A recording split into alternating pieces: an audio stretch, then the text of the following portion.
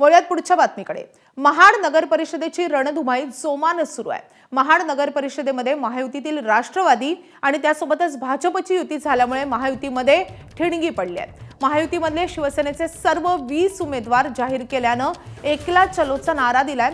आम्ही लोकसभेला वाकडी मान केली असती तर सुनील तटकरे यांची टांगा पलटी आणि घोडे फरार अशी अवस्था झाली असती, असा टोला गोगावलेने लगावलाय। शिवाय या निवडणुकीमध्ये दूध का दूध आणि पाणी का पाणी होईल ते थोडे दिवसांमध्ये पाहायला मिळेल असा इशारा देखील त्यांनी राष्ट्रवादीला दिलाय। नीतिमत्ता आमची नियत हे आम्ही खासदारकीला दाखवून दिली।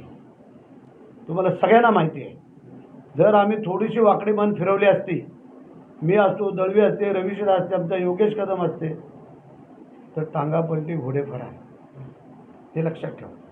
कारण जर कॅल्क्युलेशन केलं तर ह्याच्यावरती आता आम्ही फार वेगळं काय बोलणार नाही, कारण निवडणूक आहे आणि निवडणुकीला आता ते पण सामोरे आहेत। आम्ही आत्ताच होईल जाईल ना काय ते दूध का दूध पाणी का पाणी, मग पुढचं बघू आपण।